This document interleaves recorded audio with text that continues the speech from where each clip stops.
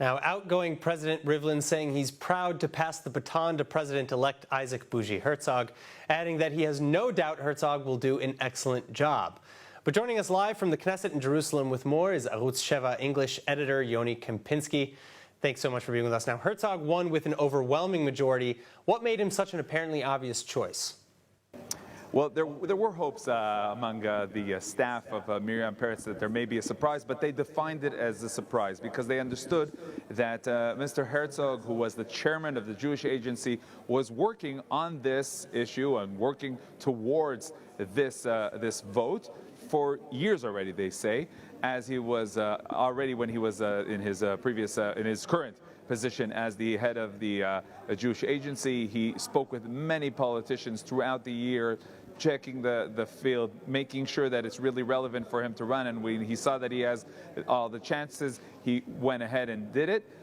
There were hopes among the people, the staff members of Miriam Peretz, that because of her special, unique personality, her unique story, then maybe because people, the Knesset members, vote secretly, maybe there would be a surprise. But when you looked at the numbers, when you looked at the statements, when you looked at the meetings, when you looked at all the different connections that really Herzog made throughout the years, he's a politician after all, and he was here in the Knesset, of course, as the chairman of the Labor Party. He was a candidate for Prime Minister of Israel, so he has so many connections that we have to remember that the people who voted for the president are the politicians, the Knesset member. So that's the way. It wasn't a big surprise.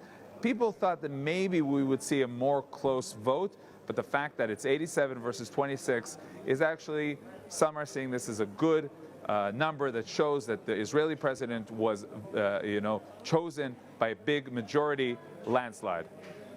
All right, well, so the presidency in Israel is largely ceremonial, but it still carries some responsibility. So what exactly is the significance of the role for those of our viewers who may not know? Well, actually, in the state of Israel nowadays, as we are experiencing elections after elections, suddenly the whole issue of the presidency is becoming more and more relevant.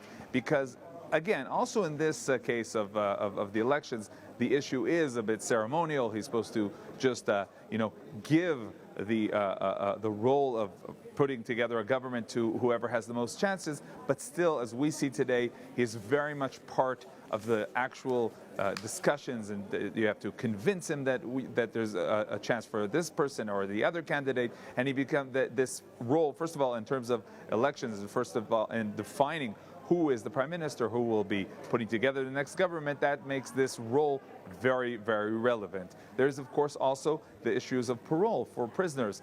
On that issue, the president has the power to make decisions, and that's, by the way, where there are many reports and discussions and behind the scenes talk about, did Netanyahu maybe make a deal with the next president regarding if he'll need a parole? There's no confirmation, and there's many people saying that didn't happen at all, of course, but that's one of the issues of parole. But, and it's very important to understand, that the diplomatic presentation of Israel around the world, that is actually one of the reasons that many people prefer to go with Herzog, who has the experience. He has also the English. He has the experience of being a diplomat around the world. And although Miriam Peretz is a very unique and very impressive personality, many voted for the person who would, as the role of the president is, represent Israel around the world. Well, as you've said, there's been a lot of speculation that the next president might offer a pardon to Prime Minister Netanyahu, who's under indictment in 3 different charges. Herzog has not given any indication that he'll do this, but the rumor mill is still there. Do you think that there's any chance of this happening? Listen, one of the things that we're seeing in terms of Netanyahu is that at this point, he is, first of all, saying that nothing happened and there's no problem, and we are seeing him challenging the accusations. He's going to court, or his case is being taken to court. Will we see Herzog pardoning him? Listen, there may be even a majority of many people, even Knesset members, at some point saying that should be. I don't think that we'll see Herzog, the next president, making any decision on his own on that issue. And rumors, as I mentioned before, about a deal, I think that it's hard to believe that there was actually any deal. Was there a wink in the eye? Was there anything else like that? maybe. But as I say, I don't think that we're going to see Herzog doing any sort of action that will be seen by the public as something dramatic, something that he's doing revolutionary on his own independently. I think that if something will happen, it'll be part of a bigger story of things that the Knesset members will decide if that comes, and only time will tell. All right, so do you have any indication as to what Herzog's first order of business will be?